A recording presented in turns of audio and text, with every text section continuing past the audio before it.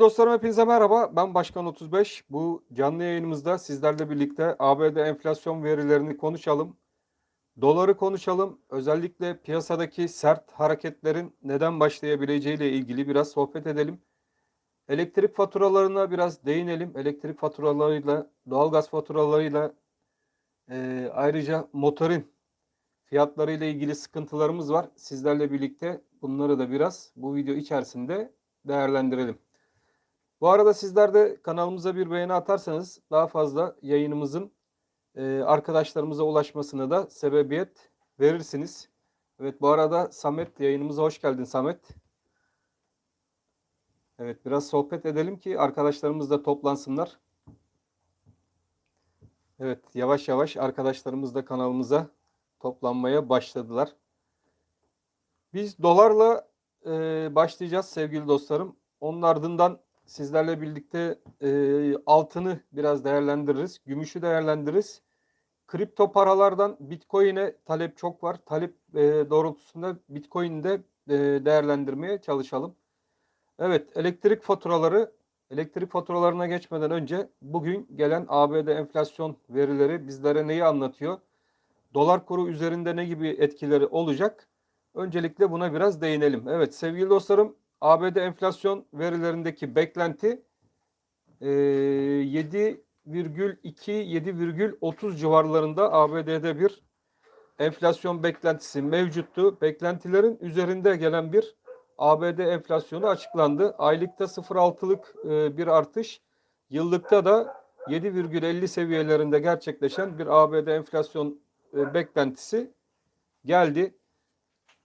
Bu ABD'deki enflasyonun yüksek çıkması arkadaşlar, dolar kurunun ilerleyen günlerde sert yukarı yönlü ataklarına sebebiyet verebilir. Şimdi diyeceksiniz ki enflasyonun yüksek çıkmasıyla ABD'nin açıkladığı enflasyon verileriyle dolar kurunda niçin yukarı yönlü sert ataklar gelebilir şeklinde sorularınız olabilir. Bu sorularınıza şu şekilde cevap verebilirim. Fed arkadaşlar özellikle ABD enflasyon verilerini izlemede. Fed'in ABD enflasyon verilerinde ne kadar yukarı yönlü bir atak, yukarı yönlü bir hareket gözlenirse Fed'in faiz arttırım oranı da o kadar sert olacaktır sevgili dostlarım. Zamanında %2 enflasyon hedefleyen bir Fed, ardından bu beklentisini %5'lere çeken bir Fed ve şu an itibariyle baktığımız zaman %7,5 civarlarında çıkan bir ABD enflasyonu Fed'in ilerleyen aylarda yani Mart ayı içerisinde sert bir, özellikle 50 bas puanlık bir faiz artışı yapacağı yönündeki beklentilerin oldukça sertleşmesi anlamı taşıyacaktır. Artık Fed'in de elleri kolları bir nebze de olsa bağlanmış durumda. Mart ayı itibariyle buradaki faiz arttırımları artık maalesef ki Fed tarafından kaçınılmaz bir hal almış durumda. İç piyasaya baktığımız zaman Londra'da Sayın Nebati'nin yabancılarla birlikte yapmış olduğu zirveden bazı sunumlar basına sızdı. Özellikle Reuters haber ajansının yapmış olduğu, Sayın Nebati'nin de yabancı yatırımcılara vermiş olduğu bazı sözler mevcut arkadaşlar. Bu sözler içerisinde döviz kurunu özellikle sabit tutma sözü yabancılara verilmiş durumda. Peki döviz kurunu sabit tutabilir miyiz? Evet. Burada şimdi yabancılara verilen bu söz döviz kurunda sabit bir ortamın sağlanıp sağlanamayacağı. Bunun için hükümet tarafı şu an için arkadaşlar şirketlere bu yönde dolarlarını bozdurmaları, Merkez Bankası'na yatırması yönünde bir takım kolaylıklar sunmuş durumda. Yani ya seve seve getirip dolara yatıracaksın diyor şirketlere ya da seve seve yatıracaksın diyor. Yani yatırmadığın takdirde bunların üzerinden alınacak komisyon oranlarını arttırırım diyor. Büyük bir ihtimalle de basında da takip ettiğimiz kadarıyla şirketlerin 4,8 milyar dolara bu döviz korumalı mevduat hesabına geçtiklerini takip ediyoruz. Fakat e, yaklaşık 5 milyar dolara yakın bir şirketlerin DTH hesaplarına geçmesi, fakat dolar TL kurundaki stabil ortamında şu an itibariyle 13.40'lar civarında seyretmesi durumu. Yani bu durum ne kadar daha böyle bu şekilde tutulabilir? Yarın öbür gün şirketlerdeki dolar miktarı azalıp tekrardan şirketlerin dolara ihtiyacı olduğu zaman piyasadan dolar çekme ihtiyaçları doğduğu zaman bu durum nasıl karşılanacak? Merkez Bankası tarafından bu şirketlere dış borç ödemeleri yapılacak. Yani şirketlerin ödemesi gereken borçlar, ihracatçının ödemesi gereken yarı mamul fiyatlarında dolarla olsun, euro ile olsun, sterlinle olsun ödemeleri yakın zamanda başlayacak. Bunların karşılanması nasıl olacak? İşte bunların karşılanabilmesi için bizlerin dışarıdan ülkemize bir döviz girişi olması şart sevgili dostlarım. Sayın Nebati'nin de Londra'ya gitme sebeplerinden bir tanesi de bu. Daha çünkü düne kadar biliyorsunuz ki yapılan açıklamalarda bizler içerideki kur seviyesini belli bir düzen içerisinde, yani bir sabit kurda tutabilmek adına içerideki yabancıların e, azalmasına sebebiyet verdik sevgili dostlarım. Yani bir nebze de olsa yabancıların bu piyasada işlem yapamamaları, buradan çıkmaları için elimizden geleni yaptık ve bunların neticesinde de şu an zaten piyasalarda fazla bir yabancı oyuncu kalmamış durumda. Şimdi dünkü politikamız bu şekildeyken bugünkü politikamız tekrardan gidip yabancıları ülkeye davet etmek, bunların girişlerini sağlamak. Bana çok ters geldi bu durum. O yüzden bu durum üzerinde biraz düşünme gereği duydum. Ayrıca içerideki yabancı yatırımcıları kaçırıp şimdi tekrardan bunlara bazı sözler verip ülkeye davet etme durumunda döviz kurunu da sabit tutma yönünde sözler verdik. Peki bu sabit tutabileceğiz mi? Şimdi arkadaşlar bunu sabit tutabilmemiz için e, bizim swap anlaşması, şöyle bir sağlam bir swap anlaşması, 40-50 milyar dolarlık bir swap anlaşması veya bir IMF'le anlaşmaya gitmemiz şu an için gözüken en yakın ihtimallerden bir tanesi olarak gözlenmemekte. Çünkü bu parayı bulabilmemiz için böyle büyük bir bize finans verecek bir kuruluş, özellikle de CDS'lerimizin bu kadar yüksek olduğu bir dönemde en yakın IMF olarak gözükmekte. Fakat hükümetin IMF'e bakışı da oldukça farklı. Yani IMF'le hiçbir şekilde anlaşmaya gitmeyeceği yönünde daha öncelerden basına da yapmış oldukları birçok açıklama mevcut. Bu açıklamalar doğrultusunda tekrardan IMF'e gidilip buradan bir para arayışı içerisine girebilir mi? Bu şimdilik çok zor gözükmekte.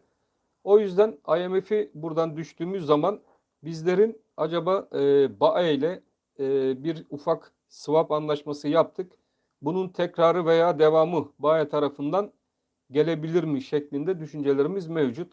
Ayrıca Azerbaycan tarafından gene Merkez Bankası'na ufak tefek de olsa aktarımlar yapılıyor. Azeri kardeşlerimize de buradan çok teşekkür ediyoruz ve hepsine çok selam iletiyoruz. Çünkü Azerbaycan'dan bizi dinleyen çok sayıda arkadaşımız var.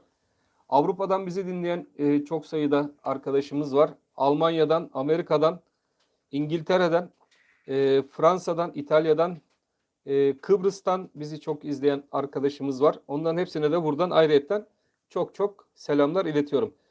Bütün bunların doğrultusunda arkadaşlar baktığımız zaman Fed'in, yani ABD'de çıkan enflasyon verilerinin bu kadar yüksek olması, Fed'in Mart ayı içerisinde yapacağız faiz arttırımını 50 bas puanla başlatabileceği yönündeki bendeki kanıyı güçlendirmiş durumda.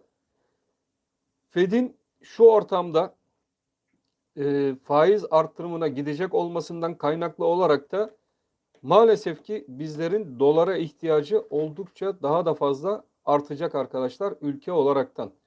Bunun nedenleri Fed'in bir faiz artırımına gidecek olması, gelişmekte olan ülke düzeylerindeki sırf bizim ülkemiz için değil arkadaşlar. Bu gelişmekte veya gelişmiş olan ülkelerin çoğu için geçerlidir bu durum. Buralardan çok sayıda doların kendi ana vatanına gitme ihtimali de oldukça yüksek. Bununla ilgili biliyorsunuz geçenlerde bir uzman kuruluşun gene tahminleri mevcuttu. Bu tahminler doğrultusunda da Fed'in yapacağı bir 50 baz puanlık artış neticesinde sevgili dostlarım, e, yani ABD tarihinde ki en yüksek para miktarının ABD tarafına tekrardan geri dönüş yapabileceği şeklinde bir uyarısı mevcuttu. Yani 2,2 trilyon civarında bir paranın tekrardan ana vatanı olan ABD bölgesine gidebileceği yönünde bir tahmin vardı. Bu tahmin doğrultusunda da ben de bu tahmine katılıyorum. Bu faiz artışları ile birlikte tekrardan dolar kendi ana vatanı olan ülkesine büyük bir hızla tekrardan geri dönüş yapacaktır şeklinde düşüncelerim var. Ayrıca bu faiz artışları sırf ABD ile de kalmayacak gibi gözükmekte. Bu da piyasalar için oldukça büyük bir risk. Faiz artışlarına gene İngiltere Merkez Bankası biliyorsunuz BOE'de başladı. Ayrıca BOE'nin yapmış olduğu bu hareketler gösterge faizini de %0,25 bas puan arttırdığı ve %0,50 bas puanla şimdilik başlangıç olarak başladığı görülmekte. Bütün dünyanın özellikle güçlü dünya merkez bankalarının gelişmekte olan ülkelere bir an önce dolar rezervlerini güçlendirin yönünde telkinleri bulunuyor sevgili dostlarım. Yani bütün bunların neticesinde bizlerin Londra'ya gidip döviz kurunu sabit tutma garantisi vermemiz buradaki yatırımcıları ne kadar ikna edebilir? Bunları size anlatmaya çalıştım. Yani ülkedeki, dünyadaki şu ortamda bu yabancıları ben döviz kurunu sabit tutacağım şeklinde ikna edebilir miyiz?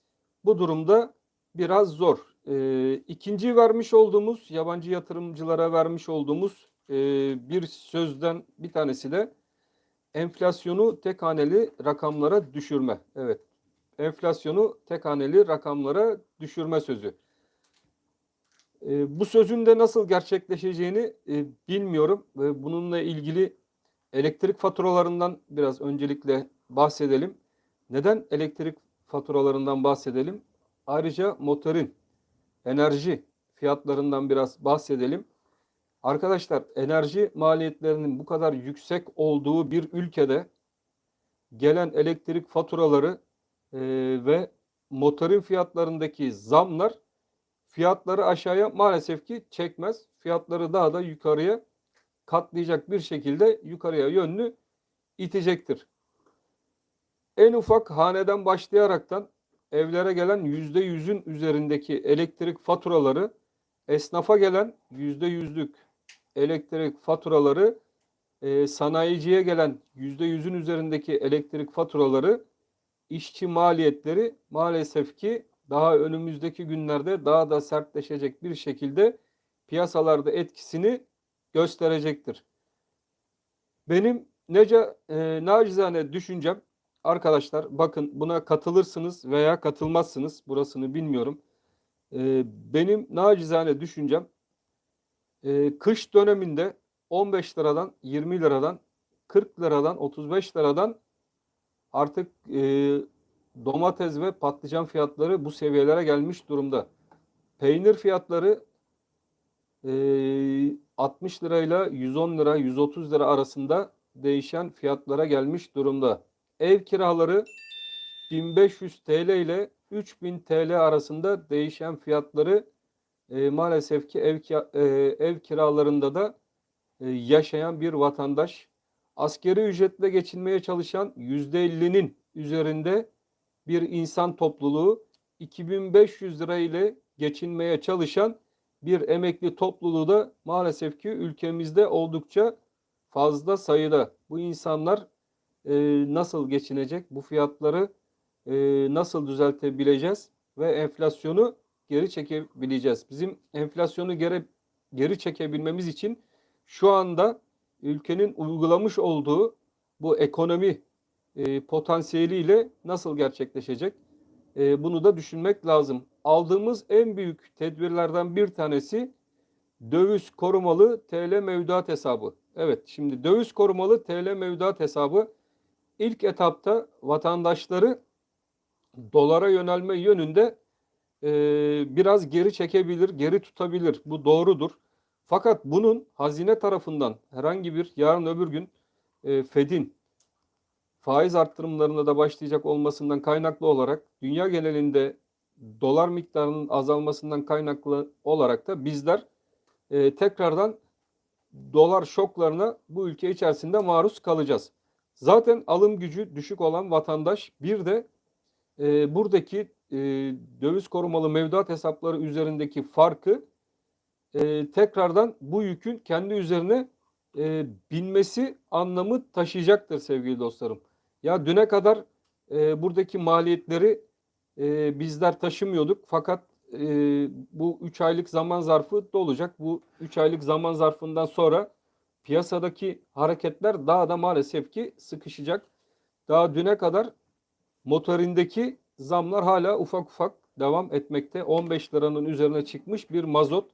Bu mazot giderlerinin maliyeti de maalesef ki tekrardan halk üzerinde bir baskı olarak belki elektrik üzerinden, belki de sular üzerinden tekrardan, belki de gıda fiyatları üzerinden tekrardan bizlere yansıyacak. Benim düşüncem arkadaşlar, biz bu döviz korumalı mevduat hesabına hazine garantisi vereceğimize, bakın kış dönemindeyiz, seracılara bu garanti verilebilirdi.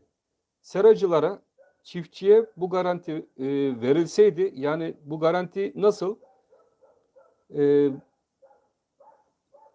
Çiftçiye ve seracıya ben sizin elinizdeki malın tamamını alacağım. Bunun içinde size bir devlet güvencesi ve devlet garantisi sunuyorum. Sizler üretiminizi arttırın. Arttırdığınız her üretim üzerinden yani domatesi, sütü, hayvancılığı ne kadar çok yaparsanız yapın sizin hiçbir şekilde enflasyonun altında maliyetinizi düşürmeyeceğim ve gübre olsun, mazot olsun buradaki bütün farklarınızı devlet olarak, hazine olarak ben karşılayacağım. Bu şekilde bir garanti çiftçiye ve seracılara verilmiş olsaydı arkadaşlar, bizler şu an piyasadaki gıda ürünlerinin fiyatının yavaş yavaş aşağı düştüğünü sizlerle birlikte izleyebilirdik. Tabii bunun için artık geç kalınmış bir durumda. Artık Şubat ayındayız. Şubat ayı bitmek üzere. Bunun önlemleri daha önceden seralar hazırlanmadan önce çiftçilere verilmiş olsaydı buradan geri dönen para zaten ülke içerisinde dönecek olduğundan buradaki üretimin sera domatesinin fazlalaşması, patlıcanın fazlalaşması, ineklerdeki sütün ve hayvancılığın fazlalaşması et fiyatlarını ve gıda fiyatlarını yavaş yavaş aşağıya çekecekti arkadaşlar. Aslında bu türden uygulanacak politikalar yani bu her alanda üretim alanında da aynı şekilde gene telefon üreten yerli firmalarımız var. Yerli firmalarımız desteklenebilirdi. Bunlara KDV kolaylığı sağlanabilirdi. Beyaz eşya üreten firmalarımıza KDV kolaylığı sunulabilirdi. Eğer bunlar sunulabilseydi, bunlar yapılabilseydi buradan dönecek para enflasyonu inanın buradan dönecek üretim enflasyonu çok hızlı bir şekilde kademe kademe aşağı çekebilirdi. Şimdi bu politikalarda uygulamadığımıza göre içerideki para yani vatandaşın elindeki dolar ve altını bizler yavaş yavaş alıp bunları da dış borç ödemelerinde kullandığımız zaman içerideki iç piyasadaki para miktarı da dolar miktarı da iyice azalmaya başladığı zaman Merkez Bankası ihtiyacı olan parayı nereden bulabilir? Şimdi bunun sorusunu da Merkez Bankası'na sormak lazım. Bunu bulabilmek için Merkez Bankası'nın da dışarıya yönelmesi lazım. Tabii her dışarıya yöneliş CDS, maalesef ki CDS puanlarımızın yüksek olmasından kaynaklı olaraktan bizlere yüksek faizli para sağlayacak kuruluşlar anlamı taşıyacağından dolayı bizlerin dolar TL kurunu maalesef ki bu fiyatlarda bu oranda sabit tutma olasılığımız fazla da bence bir zaman almayacaktır diye düşünmekteyim. Dolar TL kurunda en kısa zamanda bizlerin ilk etapta 15-25 ve yukarıda benim ilk ana hedef bölgem olan 16-25 seviyesine doğru yukarı yönlü ataklarını, yatırım tavsiyesi tabii burada kesinlikle vermiyoruz. Fakat benim nacizane düşüncem dolar TL kurunun 16-25 ilk etapta bu seviyeyi göreceği yönünde sevgili dostlarım. Tabii bunu zaman içerisinde sizlerle birlikte burada izleyeceğiz, göreceğiz. Benim için 15-40 önemli bir destek. Yani şu an dalgalanmanın olduğu bölge. Bunun altında gene Forex ile uğraşan arkadaşlarımız vardır. 15-20 ve 13-40, 13-20 ve 13-01 bölgesi. Yükseliş trendinin başladığı ana bölge ise benim için 12-70 seviyesidir. Ve buranın sonlanacağı bölge 16-25 civarında. Dolar TL kurunda ilk etapta bir atağın dolar TL kurunda izleneceği bölgedir sevgili dostlarım. Ben 12.70 altında dolar TL kurunu 12.70 altına çekemedikleri sürece dolar TL kurunda ilk etapta 16.25 seviyesini tekrardan nasıl şu an burada bir 14-13.90 bölgesi Merkez Bankası'nda tarafından savunulan bölge olarak yönetiliyorsa buranın yukarı yönlü kırılıp bu sefer Merkez Bankası'nın bu 16-25 seviyelerinde tekrardan bir band şeklinde duracağı yönündeki düşüncelerim mevcut. Tabii İngiltere'den yabancı yatırımcı bizlere gelir mi? Bunu da zaman içinde sizlerle birlikte bakalım yaşayıp göreceğiz arkadaşlar. Enflasyonumuzu 2023'e kadar tek haneli rakamlara çekebileceğiz mi? Bunu da hep birlikte izleyeceğiz. Elektrik faturaları bizim evlerde hissettiğimiz 500, 600, 700, 1200 lira civarında. Fakat esnafın hissettiği, arkadaşlar bakın esnaf da çok zor durumda. Hükümetin bir an önce bunlara el atması lazım. Esnaf paketleri düzenlemesi lazım. Çünkü esnaf tarafında 10 bin lira, 15 bin lira, küçük esnaftan bahsediyorum, fatura ödeyen kesim var. Bu böyle 2-3 ay devam etmesi durumunda küçük esnafın da maalesef ki bu enerji yükünün altından kalkması mümkün değil. Onların dışarıdan aldığı ürünlere zam yapabilme ihtimalleri de yok. Onlar çünkü dışarıdan büyük firmalardan malı alıp kendi dükkanları içerisinde sattıkları için dışarıdaki büyük firmalarla rekabet edebilme güçleri de çok az. Bu enerji maliyetleriyle, enerji girdileri, işçi maliyetleriyle birlikte de maalesef ki işlerini devam ettirebilmeleri, sürdürebilme olasılıkları da oldukça az olacağından dolayı yarın öbür gün küçük esnaf tarafında da kepenk kapatmalara sebebiyet verebilir. Bir an önce sayın milletvekillerimizden beklentim ceplerine asgari ücret miktarında bir para koyup, bakın arkadaşlar mecliste şu an tatilde olunmaması gereken bir dönem olduğunu düşünmekteyim. Fakat mecliste tatile çıkmış durumda. Şu an vekillerimizin çoğu tatilde, ceplerine asgari ücret miktarında bir para koysun. Bunu yapan vekillerimiz var. Bunları da basından takip ediyorum. Kendilerinden Allah razı olsun diyorum. Çünkü ceplerine bu asgari ücret kadar bir para koyup piyasada gezmedikçe bu asgari ücret üzerinden ev kirası artı gıda alışverişi ve elektrik faturası ödemedikleri sürece asgari ücretlinin 2500 TL alan emeklinin derdinden hiçbirinin anlayacağını da zannetmiyorum sevgili dostlarım. Onlar da bir an önce bu konuda bizim seçtiğimiz vekillerin akıllarını bir an önce başlarına toplayıp halkı koruma yönünde adımlar atması gerektiğini düşünmekteyim. Evet, altın tarafına da biraz geçelim. Altında olan arkadaşlarımız var. Hemen altınla ilgili düşüncelerimizi de söyleyelim. Altının ons tarafında başlayalım hemen altının onsuyla. Altının onsunda takip ettiğimiz bir grafimiz mevcut. Bu grafik üzerinde altının onsunu takip edenler için verdiğimiz en kritik direnç seviyesi arkadaşlar 1837 dolar seviyesinden geçiyor. Burası çok önemli. Sayın Berat Albayrak'ın dediği gibi burası çok önemli, çok amelli. 1837 dolar. Bakın tam şurada bir çizdiğimiz kanal içerisinde bir direncimiz mevcut.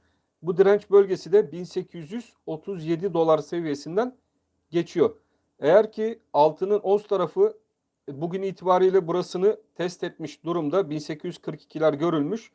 1837 seviyesi üzerinde bu hafta burada bir kapanış yapabilir ise arkadaşlar altının ons tarafında da kısa zamanda bizler şuradaki ikinci tepe noktası olan 1860 dolar seviyesine kadar bu hareketlerin bakın ikinci tepemiz tam şuradan geçiyor. Şuradan 1860 seviyesi şuradaki bizim ikinci direnç alanımız. Bu mum hareketleri burada bir 1860 doları buradaki direnç bölgesini tekrardan test etmeye gider. 1837 artık bu kanal 1837 ve 1860 kanalı şeklinde takip edilmeye başlar. Bu da önemli kritik bir bölgeyi altının onsunun test ettiğini ve ilk etapta da 1842 seviyesinden şu an itibariyle 1835 dolarlar seviyesinde hareket ettiğini gözlemliyoruz. Burada haftalıkta bu ons tarafını açtığımız zaman burada asıl büyük boğa piyasasının başlayacağı yer. Altında çok önemli. Gene dediğim gibi bakın şuradaki direnç 1850 dolarlar seviyesinde geçiyor. Yani bu bize ne anlatıyor? Haftalıkta bizler diyor bir 1850 üzerinde kapanış yapabilir isek bizler için artık altının ons tarafında bir 1900 dolarlar serüveni başlayabilir. O yüzden haftalık kapanışta tam buradaki direnç takip edeceğiz. Buradaki direncimiz 1850 dolar seviyesinden geçen bir direnç bölgesi. Burayı aşar isek ve haftalık burada bir kapanış görebilir isek 1900 dolara giden hareketi başlatacak olan bölge. Bu 1900 dolar bölgesi bizim için ne anlam taşıyor? Burası ikinci takip ettiğimiz kuvvetli direnç bölgemiz 1900 seviyesinde bulunan bölge. Bakın burası ikinci kuvvetli direnç. Burası birinci kuvvetli direnç. Yani birinci kuvvetli direncimiz 1850 dolar seviyesini takip edeceğiz. Burayı aşmamız durumunda ikinci dalga 1900 dolar seviyesine doğru giden altının onsunun kapısını bize açar. 1900 dolar neden önemli? 1900 dolar da bizler için arkadaşlar boğa piyasasına giren bir altın ons anlamı taşıyacağından dolayı çünkü bu 1900 doların üstü artık boş bir alan. Bakın şurada gördüğünüz boş bir alan. Bu 1900 doların üzerinde durması demek. Burada aylık haftalık kapanışlara devam edebilmesi demek. Altının onsunda bizleri 2060 dolar seviyesine doğru hızlı bir şekilde atacak hareketi getirebilen yönü getirebilir. O yüzden altının ons tarafında bu verdiğim iki seviye çok önemli. Buradaki iki seviyeyi takipte kalacağız sizlerle birlikte. Gram altın ve çeyrek altın. Evet, gram altın takip eden arkadaşlarımız için hemen grafiğimizi açalım. Gram altında bizler için yatay seyir devam ediyor. Şu an 793 TL'ler civarında bir gram altın sizlerle birlikte izliyoruz.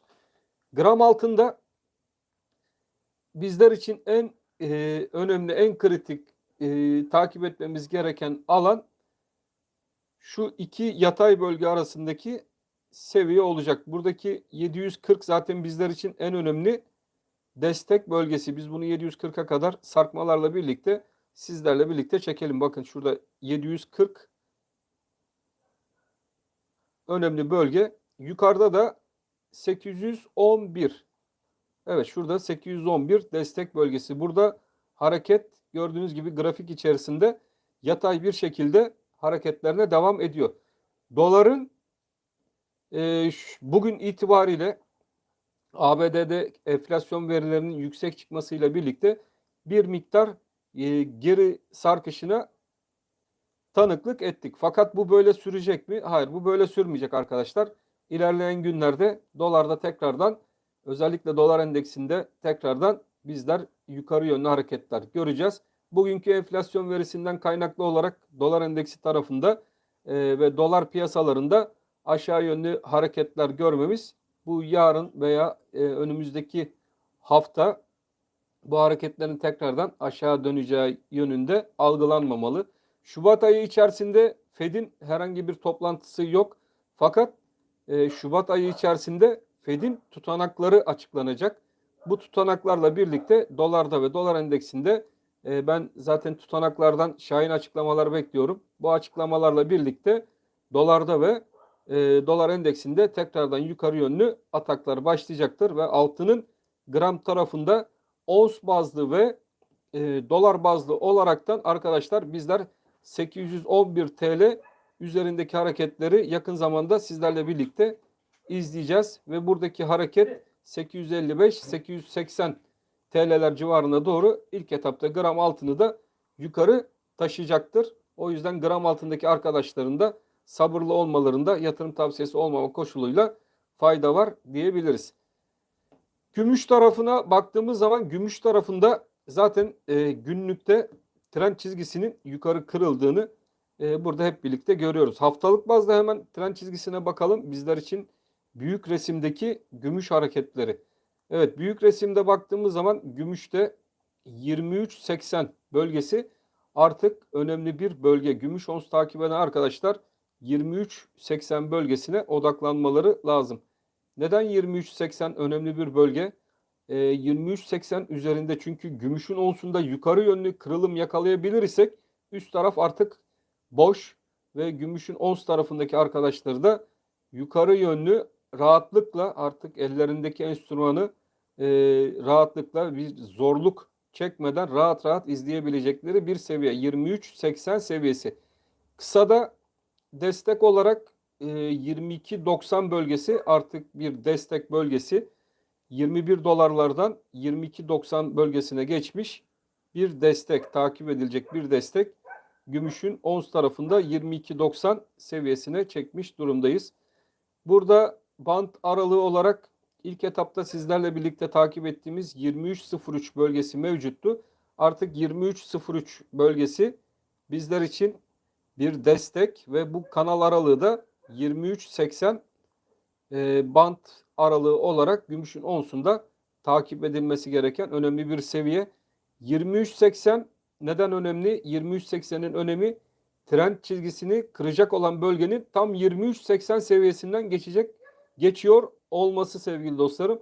O yüzden gümüşü takip eden arkadaşlar 23.80 üzerinde haftalık ve aylık kapanışlara başlayabilen bir gümüşün onsunu izleyebilir isek ilerleyen zamanlarda da gümüşün onsunda yukarı yönlü 26 dolarlar ilk etapta, onun üstünde 30 dolarlar, 35, 45 ve hatta 50 dolar seviyesine kadar gümüşün önünün açıldığını görecekler sevgili dostlarım. Benim de ana hedefim gümüşün uzunda ons tarafının tam 50 dolarlar seviyesine doğru gideceği yönünde. Gram gümüş takip eden arkadaşlarımız, evet, gram gümüşteki arkadaşlarımız ise 9.97 seviyesi önemli bir destek bölgesi. Onun üzerinde biz kanal aralığı olarak sizlerle birlikte 9.50 seviyesinden beri takip ettiğimiz 10.10 seviyesinden geçen bir direnç bölgesi mevcuttu. Bugün itibariyle baktığımız zaman bu 10.10 seviyesinin üzerinde tutunmaya çalışan bir gram gümüş izliyoruz. 10 lira 10 kuruş seviyesi gram gümüşte önemli bir bölge. Gümüş takip eden arkadaşlarımız için. Çünkü burada olacak kapanışlar bu gram gümüşte bizleri 11 lira 80 kuruş civarına doğru götürecek olan, hareketi başlatacak olan yer. O yüzden 10 lira 10 kuruş üzeri gümüşün gramında da takip edilecek önemli seviyeler arasında gözükmekte. Hemen Bitcoin tarafına da bakalım. Bitcoin'deki arkadaşlarımız için de analizimizi yapalım. Evet, Bitcoin dijital paralar dünyasının sempatik çocuğu Bitcoin. Evet, Bitcoin'de 46 bin dolar beklentimiz vardı. Bitcoin'deki analizimiz çok hızlı ve net bir şekilde çalışmış durumda. Bitcoin'de bizlerin son biliyorsunuz videolarımızda söylediğimiz 32 bin dolar seviyesi artık Bitcoin'in bir dip yapacağı alan olarak takip etmemiz gerektiğini söyledik. 32 bin üzerinde ise kanal aralığı 37 bin dolar seviyesi demiştik. Evet ve buradaki 37 bin dolardan sonra yapmış olduğumuz videoda 37 bin doların üzerine atar ve burada bir kapanış görebilir isek Bitcoin'in 46 bin dolar seviyesine doğru gidecek hareketi başlayacaktır şeklinde yorumumuz vardı. Ve dediğimiz gibi tam noktasal olarak Bitcoin'de 46 bin dolarları gördük. Şimdi bizler için önemli olan seviye 46 bin dolar. Bitcoin takip eden arkadaşlarımız için çok önemli bir bölge. Bakın arkadaşlar 46 bin dolar neden önemli? Bitcoin'de 46 bin dolar üzerinde kalır isek Bitcoin'de bir boğa hareketlerinin başlayacağı yer 46 bin dolardan geçiyor. O yüzden bu 46 bin ilk etapta güçlü bir direnç olarak Bitcoin'de izlenmeli. Eğer ki 46 bin dolar üzerinde buranın ben bir kalemde kırılabileceğini şu an için düşünmüyorum. O yüzden 46 bin seviyesini dikkatli bir şekilde takip edin. Buradan 46 bin 37 bin aralığı bir müddet çalışabilir Bitcoin sever arkadaşlar için. O yüzden 46 bindeki güçlü direnç bölgesini şu şekilde değerlendirebiliriz. Yatırım tavsiyesi olmama koşuluyla 46 bin üzerinde bir miktar satış yapıp aşağılardan alım kollayabiliriz. Fakat 46 bin üzerinde bir kalıcılık göstermeye Bitcoin başlar ise işte o zaman Bitcoin'de bir boğa sezonuna girdik diyebiliriz tekrardan ve Bitcoin'de bu sefer 60 bin dolar seviyesini tekrardan test etme ihtimalimiz oldukça fazlalaşır. O yüzden diyoruz ki 46 bin şu an için güçlü bir direnç bölgesi ve bu direnç bölgesi bir miktar TL'ye geçilecek alan olarak kullanılabilir. Buranın üzerine atılması durumunda tekrardan pozisyon alınabilir veya aşağı seviyelerden pozisyon alınma şeklinde değerlendirilebilir. Çünkü 46 bin dolar eğer ki yukarı yönlü Bitcoin'de aşılabilirse 60 bin dolar seviyesindeki boğa sezonunun Bitcoin'de tekrardan başladığını söyleyebiliriz. Fakat şu an için 46 bin dolar henüz kırılmış değil. O yüzden sizlerin de sıkı bir şekilde bu seviyeleri takipte kalmanız şart. Evet sevgili dostlarım, videomuzu fazla uzatmayalım. Artık 40 dakikaya yaklaşan bir yayın oldu. O yüzden videomuzu artık burada keselim. Resul'e çok teşekkür ederiz. Başka Şenol'a çok teşekkür ederiz. Yayınımızı izleyen, yayınımıza beğenilerinizi eksik etmezseniz ayrıca katıl butonumuzdan kanalımıza katkılarınızı da sunarsanız bizleri memnun edersiniz arkadaşlar. Hepinize buradan çok teşekkür ediyorum. Ahmet sana çok teşekkürler. Burak'a teşekkürler. Evet Hamdi bize yazmış teşekkürler. Gönül Mirza'ya çok teşekkürler. Mustafa'ya teşekkürler. Erol'a, Ersin'e, Resul evet. Evet arkadaşlar hepinize çok teşekkür ederim. Yapmış olduğunuz yorumları tek tek okuyorum. Hepinize Allah'a emanet ediyorum. Hoşça kalın arkadaşlar.